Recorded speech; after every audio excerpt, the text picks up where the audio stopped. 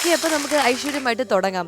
നിങ്ങൾ രണ്ട് സംഗീതത്തിൽ ഈ അതുല്യ പ്രതിഭകളെ നമ്മുടെ പ്രേക്ഷകർക്ക് മുന്നിൽ കിട്ടുമ്പോൾ, അല്ലെങ്കിൽ എനിക്ക് ഇങ്ങനെ അടുത്ത് ഇരിക്കാനൊക്കെ ഒരു ഭാഗ്യം കിട്ടുമ്പോൾ പാട്ടിൽ തന്നെ തുടങ്ങാന്നാണ് എൻ്റെ മനസ്സ് പറയുന്നത്. അപ്പൊ നമുക്ക് നിങ്ങൾ രണ്ടുപേരും കൂടി ചേർന്നിട്ട് പാടാൻ പറ്റുന്ന ഒരു നല്ലൊരു പാട്ടിലൂടെ നമുക്ക് തുടങ്ങാം.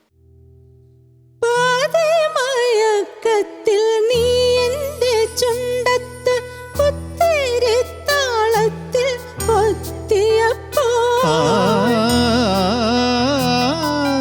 പാതമയക്കത്തിൽ നീ എൻ്റെ ചുണ്ടത്ത് കുത്തിരി താളത്തിൽ കൊത്തിയപ്പോൾ കാൽത്തളകിലുങ്ങിയോ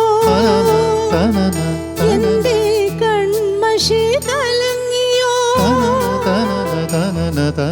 കാൽത്തളകിലുങ്ങിയോ കൺമഷി കലങ്ങിയോ പാറത്തെ മുത്തിന് നാണം വന്നോ ഉള്ളിൽ ഞാറ്റുവേല കാറ്റടിച്ചോ താരും തളിരും മിഴി പൂട്ടി താഴെ ശ്യാമാംബരത്തിൻ നിറമായി ഏകയായി കേഴുമ്പോ കേൾപ്പു ഞാൻ നിൻ സ്വനം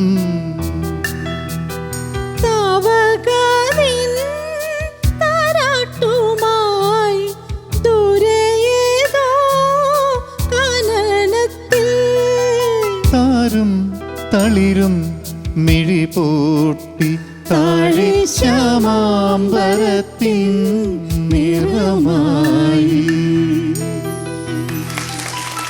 താങ്ക് യു സോ മച്ച്. അതിങ്ങനെ നേരിട്ട് കേൾക്കാൻ പറ്റിയത് ഒരുപാട് ഒരുപാട് സന്തോഷം.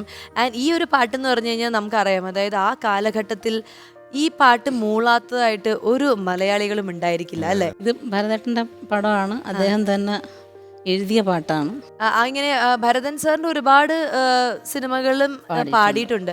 അപ്പൊ അദ്ദേഹം തന്നെയാണോ എല്ലാത്തിലും ഇങ്ങനെ സെലക്ഷൻ പാട്ടുകാർ ആര് വേണം എന്നൊക്കെ ഉള്ളത്? അതെ അതെ, അദ്ദേഹം തന്നെ പറയും. ഭരതൻ സാർ അദ്ദേഹം വളരെ നല്ല സംഗീതത്തിൽ വളരെ പരിജ്ഞാനമുള്ള ഒരാളായിരുന്നു. അതെ. പിന്നെ അദ്ദേഹം സംഗീത സംവിധാനം നിർവഹിച്ചിട്ടുണ്ട്.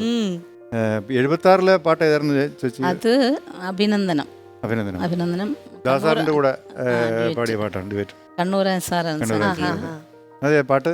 പുഷ്പതൽപത്തിൽ നീ വീണുറങ്ങി സ്വപ്നമായി നിദ്രയിൽ ഞാൻ തിളങ്ങി വീണയായോ മനെ നീയൊരുങ്ങി ഗാനമായി നിന്നുള്ളിൽ ഞാനുറങ്ങി. ചേട്ടൻ കൂടുതലും എനിക്ക് തോന്നുന്നു കൈതപ്പുറം സാറിന്റെ കൂടെയാണ് വർക്ക് ചെയ്തിട്ടുള്ളത്. അദ്ദേഹത്തിന് ഒരുപാട് പാട്ടുകൾ, അദ്ദേഹമായിട്ടൊരു സൗഹൃദ ബന്ധം പാട്ടുകളിലൂടെയാണോ അതോ അല്ലാതെ നിങ്ങൾ തമ്മിലൊരു സൗഹൃദ ബന്ധം ഉണ്ടായിരുന്നോ? പാട്ടുകൊണ്ട് തന്നെയാണ്, സംഗീതം തന്നെയാണ് ഞങ്ങൾ അടുപ്പിച്ചത്. 76-ലാണ് ലളിത ടീച്ചർ ആദ്യമായി സിനിമയെ പാടിയെന്ന് പറയുന്നു. 76-ൽ ടീച്ചർ പിന്നെ സിനിമയെ പാടുമ്പോൾ ഞാൻ 8ാം ക്ലാസ്സിൽ പഠിക്കുന്നേ ഉള്ളൂ. ഞാൻ 78-ലാണ് SSLC പാസ്സാവുന്നത്. അപ്പം ഞാൻ വളരെ സീനിയറാണ്, അവരെ പാട്ട് കേട്ട് വളർന്നവനാണ് ഞാൻ. അപ്പോൾ ടീച്ചറിൻ്റെ കൂടെ ഇങ്ങനെ ഇരിക്കാൻ പറ്റുന്നു എന്നുള്ളത് എൻ്റെ വലിയൊരു സന്തോഷവും ഭാഗ്യവുമാണ്. അതുപോലെ തന്നെ ഇപ്പോൾ ചോദിച്ച ചോദ്യം, ഞാൻ 1982-ലാണ് സ്വാതിരുന്നാൾ സംഗീത കോളേജിൽ എനിക്ക് അഡ്മിഷൻ കിട്ടുന്നത്. അന്ന് ആപ്ലിക്കേഷൻ വാങ്ങിക്കാൻ വേണ്ടി ഞാൻ സ്വാതിരുന്നാൾ സംഗീത കോളേജിൻ്റെ ആപ്ലിക്കേഷൻ കൗണ്ടറിൽ ചെന്നപ്പോൾ എൻ്റെ പിന്നിലൊരാൾ ക്യൂവിലുണ്ടായിരുന്നു ആപ്ലിക്കേഷൻ വാങ്ങിക്കാനായിട്ട്. ഒറ്റ നോട്ടത്തിൽ തന്നെ കണ്ടാൽ വളരെയധികം ആകർഷണീയനായ ശരീരപ്രകൃതിയുള്ള ഒരു വ്യക്തിയായിരുന്നു. കൈതപ്പുറം വിശ്വനാഥൻ, ദാമോദരൻ നമ്പൂതിരിയുടെ അനിയൻ. അപ്പം ഞങ്ങൾ ഒരുമിച്ച് അവിടെ പോവുകയും ഒരുമിച്ച് തന്നെ ആപ്ലിക്കേഷൻ വാങ്ങിക്കുകയും ഒരുമിച്ച് ഫില്ല് ചെയ്ത് അവിടെ കൊടുക്കുകയും അവിടെ അങ്ങനെ സുഹൃത്തുക്കളായവരാണ്. അഡ്മിഷൻ കിട്ടിയപ്പോൾ ഞങ്ങൾക്ക് രണ്ടുപേർക്ക് ഒരുമിച്ച് അഡ്മിഷൻ കിട്ടുകയും ഒരുമിച്ച് തന്നെ ഞങ്ങൾ പഠിക്കുകയും ഒരുമിച്ച് താമസിക്കുകയും ഒരുമിച്ച് വളരുകയും ചെയ്തിരുന്നു. അപ്പോൾ ഈ ഉച്ചയ്ക്ക് മിക്കവാറും ദിവസങ്ങളിൽ ഞങ്ങൾ പഠിക്കുന്ന കാലത്ത് കയ്യിലുള്ള കാശ് മൊത്തം ചിലവാക്കി തീർക്കുമല്ലോ.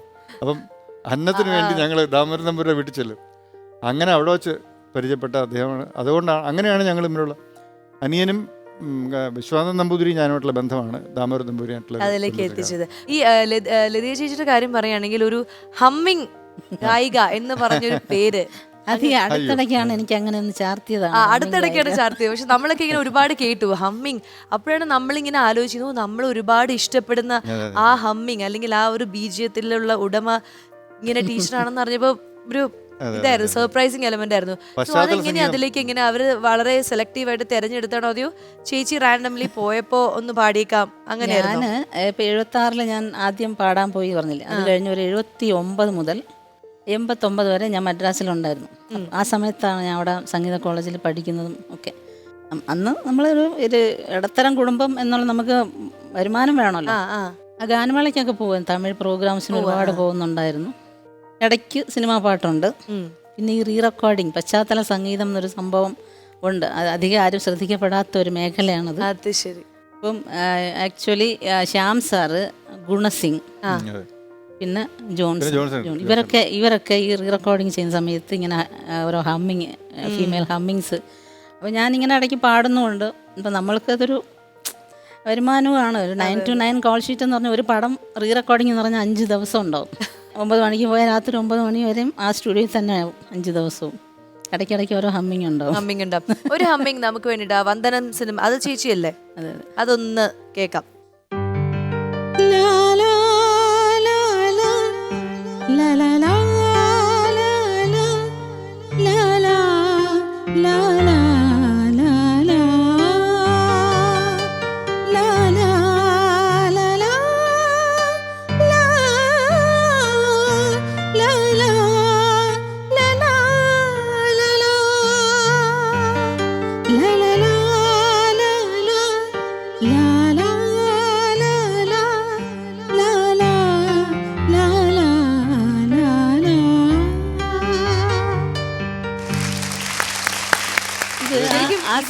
ഇതുപോലെ ഹിറ്റ് ആയിട്ടുള്ള ഒരു ഹമ്മിങ് നമ്മുടെ മലയാള സിനിമയിൽ ഇപ്പോഴും ഈ പാട്ട് കേട്ട എല്ലാവരും ആ കാറുകൾ തമ്മിൽ പാസ് ചെയ്യുന്നതും ആ സങ്കടവും നമ്മള് പല ഇമോഷൻസ് നമ്മുടെ മനസ്സിലൂടെ കടന്നു. പക്ഷെ അന്നൊന്നും നമ്മൾ ആലോചിക്കുന്നില്ല, ഓ ഇതിന് പിന്നിൽ ഇങ്ങനെ ഒരു ആള്, ഇങ്ങനെ ഒരു ശബ്ദം, അതൊന്നും നമ്മുടെ മനസ്സിൽ വരുന്നില്ല. പശ്ചാത്തലം അത്രയും പ്രാധാന്യമുണ്ട് അതിനകത്ത്. പ്രാധാന്യമുണ്ട്. നേരത്തെ ടീച്ചർ പറഞ്ഞു ശ്രദ്ധിക്കപ്പെടുന്നില്ല എന്ന്. പക്ഷെ ഒരിക്കലുമല്ല, പശ്ചാത്തല സംഗീതം ഏറ്റവും പ്രധാനമാണ്. അത് ശ്രദ്ധിക്കപ്പെടുന്നുണ്ട്. ചിത്രത്തിലൊരു ഹമ്മിങ് അതുകൂടി ഒന്ന് ഓരോന്ന് പാടുമ്പോഴും ജനത്തിന്റെ അപ്ലാസ് വളരെ നമ്മൾ വിചാരിക്കുന്നതല്ല, ജനം ഇതെല്ലാം അറിയുന്നുണ്ട്.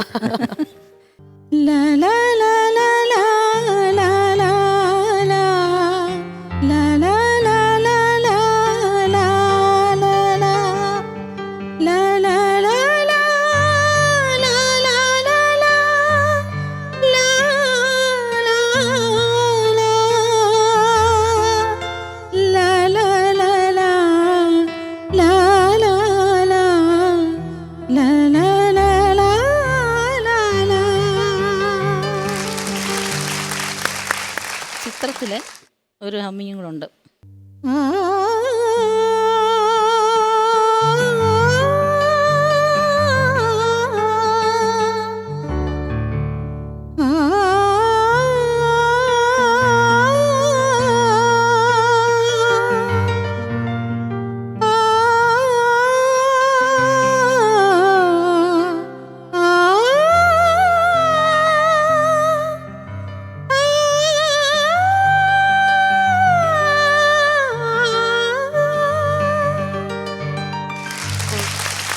ആ ഒരു കാലഘട്ടത്തിൽ നമ്മളെ ഒരുപാട് കരയിച്ച ഒരു രംഗമായിരുന്നു അത്.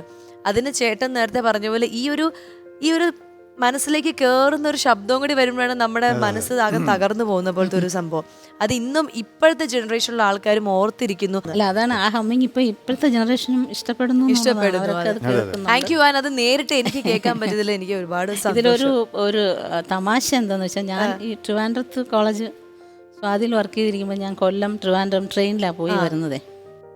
ട്രെയിനിൽ നമ്മൾ സീസൺ ടിക്കറ്റ് എടുത്തല്ലേ പോണേ. അപ്പൊ അടുത്തിരിക്കുന്ന ആൾക്കാരുടെ ഒരു റിംഗ് ടോൺ ഇതായിരിക്കും. ഞാൻ അടുത്തിരിക്കുമ്പോഴായിരിക്കും ശരിയാ ഞാനിങ്ങനെ മിണ്ടാതെ അത് പറഞ്ഞു കൊടുത്തു. അവർക്ക് അറിയില്ല.